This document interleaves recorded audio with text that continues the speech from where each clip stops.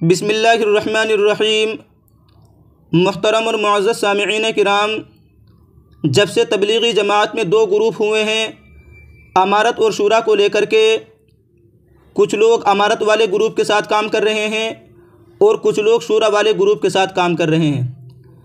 तभी से कुछ लोग जो दावत व तबलीग से मोहब्बत करते हैं, इस काम से जुड़े हुए हैं और वो काम करना चाहते हैं, वो लोग सवाल करते हैं कि कौन सा ग्रुप बरहक है, इन दोनों ग्रुपों में से कौन सा ग्रुप बरहक है और किस ग्रुप के साथ काम करना चाहिए, अमारत के साथ काम करें या शूरा के साथ काम करें, और इस बारे में उलमा की क्या राय हैं और जो हमारा इल्मी मरकज़ है दारुल उलूम देवबंद, उनकी इस बारे में क्या राय है। तो इसके बारे में दारुल उलूम देवबंद की दारुल इफ्ता से एक साहब ने सवाल किया तबलीगी जमात के बारे में।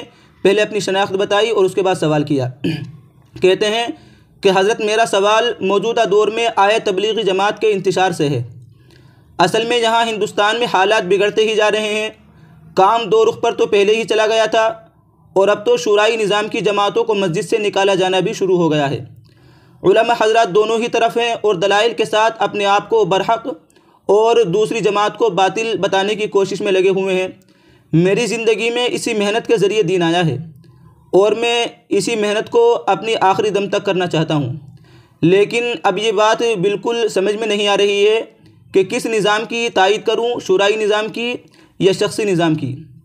आप ही रहबरी फरमाएँ और दुआ करें कि अल्लाह ताला जल्द ही इस फितने से इस काम को पाक कर दे, आपकी मेहरबानी होगी। तो ये सवाल किया है उन्होंने। इसका जवाब दिया है दारुल उलूम देवबंद ने कि दारुल उलूम देवबंद और उसके ज़िम्मेदारान इस मसले में गैर जानिबदार हैं। दारुल उलूम देवबंद और इसके ज़िम्मेदारान हज़रात जो हैं और जो उलमाए किराम हैं, वो इस मसले में गैर जानिबदार हैं, यानी किसी भी एक ग्रुप की तरफ नहीं है, न शूरा की तरफ और न अमारत की तरफ, किसी एक गिरोह की जानिबदारी में नहीं है। हमारे मोहतमिम साहब का ये कहना है कि जिस तरह जमात के लोग अल्लाह ताला के दीन की दावत और मेहनत करते चले आए हैं, इसी तरह अब भी वो काम करें, एक दूसरे की बुराई बयान न करें, तो ख़ुद ही इख्तिलाफ दूर हो जाएगा। तो देखिए, दारुल उलूम देवबंद जो किसी एक ग्रुप की तरफ माइल नहीं है। आगे जो एक और सवाल है उसका भी जवाब दिया है वहाँ की दारुल इफ्ता ने कि दावत व तबलीग का काम किसके ताबे रहकर किया जाए। सवाल, हज़रत में काफ़ी दिन से शूरा और हज़रत मौलाना साद साहब की अमारत के बारे में पूछना चाह रहा था। आप मुझे बताएं कि किसके ताबे रहकर काम करूं। तो इन्होंने जवाब दिया कि दारुल उलूम देवबंद इस मसले में गैर जानिबदार है। आप जिस तरह पहले दिन का काम समझकर अल्लाह ताला के लिए दावत व तबलीग की मेहनत कर रहे हैं, अब भी इसी तरह करते रहें। वल्लाहु आलम। दारुल इफ्ता दारुल उलूम देवबंद। तो देखिए, दारुल उलूम देवबंद जो है किसी एक जानिब की तरफ माइल नहीं है, ना शूरा की तरफ और ना ही मरकज़ की तरफ। एक और फतवा है, उसके बाद जो है तफसील से इस पर तबसरा करते हैं। एक साहब ने सवाल किया कि आप फरमाते हैं मुफ्तियान किराम इस मसले में तबलीगी उलमा में इख्तिलाफ है और हम तबलीग में लगे हुए, तो किस उलमा की बातें सुने, मौलाना साद साहब की या मौलाना इब्राहिम साहब की? रहनुमाई फरमाया, आपका एहसान होगा। ये दारुल वक्फ जो है वहाँ सवाल किया गया है, उसकी दारुल इफ्ता से सवाल किया गया है। वहाँ के मुफ्तियों ने जवाब दिया कि बिस्मिल्लाहिर्रहमानिर्रहीम, जमात का काम मुतअय्यन सा है, इसलिए आप इसमें लगे रहें। रुख की तायीन में जिसकी तरफ दिल माइल हो उस पर अमल करें। देखिए, बहुत जामे भी जवाब कह सकते हैं इसको कि देखिए, तबलीगी जमात में जो ग्रुप हैं, ना तो दारुल उलूम और ना ही दारुल उलूम वक्फ किसी भी एक ग्रुप की तरफ माइल नहीं है। उनका कहना है कि आप जमात का जो है काम करें और काम के साथ जो है लगे रहें। इसमें किसी एक ग्रुप की तरफ और किसी के इख्तिलाफ करना या किसी को बातिल करार देना, ये सही नहीं है। इसी को कहा कि रुख की तायीन में जिस तरफ दिल माइल उस पर अमल करें। किसी अगर जहाँ शूरा का काम हो रहा है वो शूरा वाले के साथ करें और जहाँ जो है अमारत वाला काम हो रहा है वह अमारत के साथ करें। इसमें इख्तिलाफ जो है ना करें, इससे ज़्यादा इंतशार होगा। और देखिए, ये जो इख्तिलाफ है अमारत और शूरा का, ये कोई हक़ या नाहक़ का नहीं है, ये हिदायत या गुमराही का नहीं है, बल्कि ये इख्तिलाफ जो है ये निज़ाम को लेकर के है ना। भाई, काम तो दोनों ग्रुप एक ही करते हैं। जिस तरीके से दावत शूरा वाले देते हैं, इसी तरीके से अमारत वाले भी दावत देते हैं, तो काम तो दोनों का मुतअय्यन सा है। लेकिन जो इख्तिलाफ है वो निज़ाम को लेकर के है। जो शूरा वाले हैं वो कहते हैं शूराई निज़ाम होना चाहिए और जो अमारत वाले हैं वो अमारत वाला निज़ाम के कायल हैं। तो इस बात में जो इख्तिलाफ है, और इस इख्तिलाफ से कोई गुमराह या इसी तरीके से कोई हिदायत याफ्ता नहीं होता। किसी एक को कह दें कि वो गुमराह है और दूसरा सही है, निज़ाम की वजह से ऐसी चीज़ नहीं है। इस निज़ाम को अगर किसी ने अपना लिया है, किसी ने शूराई निज़ाम को अपनाया है, तो उसको गुमराह नहीं करार दे सकते। इसी तरीके से अगर किसी ने अमारत वाला निज़ाम अपनाया है तो उसको भी गुमराह नहीं करार दे सकते। तो ये जो है उलमाए किराम की भी राय है और दारुल उलूम देवबंद जो है किसी एक की तरफ माइल नहीं है। और इसके अलावा उलमाए देवबंद की जो राय हैं, बड़े बड़े अकाबिर उलमाए किराम जो उलमाए देवबंद के नाम से जाने जाते हैं, उनकी जो राय हैं आपके सामने जो है तफसील के साथ उनकी राय रखते हैं। हज़रत अल्लामा सैयद मोहम्मद यूसुफ़ साहब बिन्नौरी रहमतुल्लाहि अलैह लिखते हैं, कहते हैं कि कहना यह था कि दावत व इरशाद में उम्मत मुक़स्सिर रही है और आज जो नक्शा इस्लाम और मुसलमानों का है इसी तक़सीर का नतीजा है।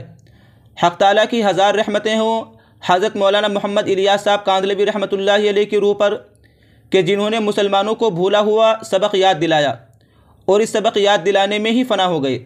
अगर कोई फ़ना फ़िल्लाह, फ़ना फ़िर रसूल और फ़ना फ़िर शेख के मज़ाहिर को समझना चाहता है तो हज़रत मरहूम को देख ले कि किस तरह फ़ना फ़िर तबलीग हो गए। उठते बैठते सोते जागते बस यही फ़िक्र दामनगीर थी कि तमाम ज़िंदगी और तमाम अफ़कार और अनफास बस इसी मकसद के लिए वक्फ़ थे। हक़ ताला सुब्हानहू व तआला ने उनकी जाफशानी और क़ुरबानी, ईसार और इखलास और जद्दोजहद को कबूल फ़रमाया और चार दांगे आलम में इसके समरात और असरात फैल गए। और शायद रूए ज़मीन में कोई ऐसा ख़ित्ता बाकी न रहा कि जहाँ उनकी जमात के कदम न पहुँचे हों। मास्को, फ़नलैंड और स्पेन से लेकर के चीन और जापान तक इन काफ़िलों की दावत अम्बिया अलैहिमुस्सलातु वस्सलाम के तरीक़े दावत से मुशाबहत रखती है। इसका इंतज़ार नहीं करते कि लोग खुद आएंगे और दीन सीखेंगे, बल्कि गली कूचों और बाज़ारों में चल फिर कर और घर घर लोगों को पहुँचकर दावत दी जाती है और ज़बान से, हुस्न अखलाक से और अपने तर्ज़ अमल से दावत दी जाती है। सर से पैर तक इस्लामी मुजस्समा बनकर इस्लाम का अमली नमूना पेश किया जाता है, इसलिए इसका असर यकीनी होता है। उसके बाद जो है हज़रत ने आगे एक जो है वाक़या नकल किया है, उसको इसमें में लिखा है, तो ये जो है मौलाना की राय है। इसी तरीके से हज़रत मौलाना सफ़दर अहमद ख़ान साहब रहमतुल्लाहि अलैह कहते हैं कि हज़रत मौलाना रहमतुल्लाहि अलैह से एक साइल ने तबलीगी जमात के बारे में उनकी राय मालूम करना चाहिए। उसके जवाब में मौलाना रहमतुल्लाहि अलैह ने तबलीगी जमात के बारे में जिन जज्बात का इजहार फरमाया उसके इक़्तिबास पेश किए जाते हैं। आपने तबलीगी जमात से मुतालिक पूछा है, तो उसके बारे में अर्ज़ ये है कि मैं आपके सामने चंद बातें अर्ज़ कर दूँगा, आप ख़ुद नतीजा मुरत्तब फरमा लें कि वो जमात जिसकी बुनियाद हज़रत मौलाना मोहम्मद इलियास साहब रहमतुल्लाहि अलैह ने रखी, इस दौर में और इस इलाक़े में, जिसको अगर मैं नबी करीम सल्लल्लाहु अलैहि वसल्लम के बेअसत के ज़माने के साथ तशबीह दूँ तो बेजाना होगा। हज़रत मौलाना इलियास साहब रहमतुल्लाहि अलैह की अनतक मेहनतों का समरा आपके सामने है कि वो लोग जिनके बारे में अक़ल सोच भी नहीं सकती थी कि वो दीन की तरफ आएंगे, वो राह हिदायत की तरफ माइल होंगे, और आजकल के गए गुज़रे दौर में उनकी विलायत में शक करना भी महाल है, जैसा कि इसकी नज़ीर हमारे सामने सैकड़ों नहीं बल्कि हज़ारों की तादाद में मौजूद हैं। शराबी, ज़ानी, डाकू, चोर, बदमाश, गर्ज़ मुआशरे के बदतरीन अफसाद, जिनका मुआशरे में सोसाइटी के गिरे हुए में तबक़े में शुमार हुआ करता था, उनकी ज़िंदगियों में इनक़िलाब आया, और वो भी ऐसा इनक़िलाब नहीं कि उससे तौबा करके वो किसी ज़ाती मशगले में मशगूल हो गए हों, बल्कि सही इनक़िलाब जिसका नाम है कि इत्तिबाए सुन्नत का पूरा नमूना वो लोग बन गए और अपनी पूरी ज़िंदगियाँ उसके रास्ते में उन लोगों ने वक्फ़ कर दी हैं, जिनमें उनका कोई ज़ाती मफाद नहीं है, बल्कि उसमें सरासर मुआशरे की भलाई ही सोचते हैं, और उनके दिल में एक तड़प है कि किस तरह मुआशरा दुरुस्त हो जाए और खिलाफत राशिदा जैसे आसार नमूदार होने लगे।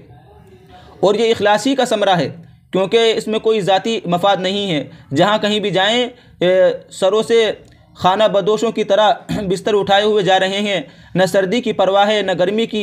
इसी तरीके से रास्ते में जो भी तकालीफ दरपेश हो उनको खंदा पेशानी से कबूल करते हैं, अपनी मगन में अपने काम में मगन हैं, किसी से पानी पैसे तक का सवाल नहीं करते, पैसा तक नहीं मांगते। हत्ता कि अगर किसी जगह के मकामी रात गुजरने की इजाज़त ना दें तभी कोई परवाह नहीं, बस अपना मिशन जारी है, वो मुआशरा दुरुस्त हो जाए। और हकीकत में अमर बिल मारूफ़ और नही अनिल मुनकर का मिस्दाक़ यही लोग हैं। तो हज़रत मौलाना जो है सफ़दर अहमद ख़ान साहब रहमतुल्लाहि अलैह ने इस तरीके से तबसरा किया है, और हज़रत मौलाना मोहम्मद यूसुफ़ साहब लुधियानवी रहमतुल्लाहि अलैह ने भी बहुत जामे और माने तबसरा किया है। मौलाना सलीमुल्लाह ख़ान साहब रहमतुल्लाहि अलैह ने भी।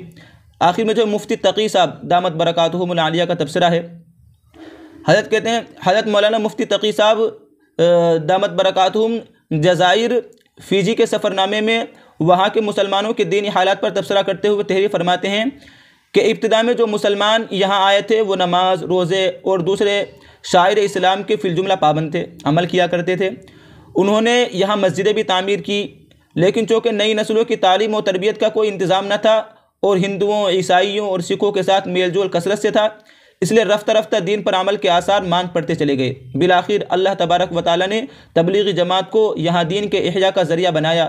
पहली बार ज़ुम्बिया से एक जमात गालिबन 1967 में यहाँ आई और उसने लोगों में दीन की तरफ लौटने का जज्बा पैदा किया और लोग अपने दीनी फ़राइज़ से आगाह हुए। मज़ीद मस्जिदों की बुनियादें रखी गई, मस्जिदों में बच्चों की तालीम की जो इब्तिदा के लिए मकतब कायम किए गए, यहाँ तक कि अब बिफज़लिही ताला मुल्क के तूल और अर्ज़ में दीनी सरगर्मियाँ एहतमाम के साथ जारी हैं। इसी तरीके से हज़रत ने अपने मुतअद्दिद वाक़ियात लिखे हैं। अल्बानिया के बारे में लिखा है, अल्बानिया के सफ़र पे, कि तिराना इस वक्त अल्बानिया का दारुल हुकूमत है। यहाँ एयरपोर्ट पर उतरते ही हम शहर के एक मुज़ाफ़ाती महल्ले लिकनास में मस्जिद अल बाक़री में पहुँचे, जहाँ इशा की नमाज़ अदा की। ये मस्जिद शहर में तबलीगी जमात का मरकज़ है। दुनिया में जहाँ कहीं जाना होता है माशाअल्लाह तबलीगी जमात का काम मुमताज़ नज़र आता है और उसके फ़वाइद वाज़े तौर पर महसूस होते हैं। अल्हम्दुलिल्लाह अल्बानिया में भी तबलीगी जमात का काम हो रहा है।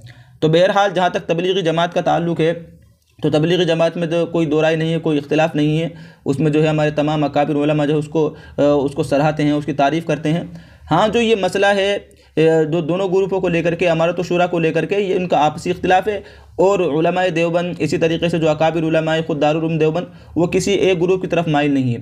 बहुत से लोग ये समझते हैं कि दारुल उलूम देवबंद जो है शूरा वालों की तरफ माइल है, और वो इस वजह से समझते हैं कि दारुल उलूम देवबंद की जानिब से जो है मौलाना साद साहब के बारे में जो फतवा आया था, तो देखिए वो मरकज़ के ख़िलाफ़ नहीं था या इसी तरीके से अमारत के ख़िलाफ़ नहीं था, बल्कि वो मौलाना साद साहब के जो बयानात हैं उनको लेकर के था। मौलाना साद साहब के बयानात को लेकर के था। अमारत वाले निज़ाम की ना तायद की है, ना शूरा वाले जो है निज़ाम की तायद की, ना ही अमारत की मुखालफत की है।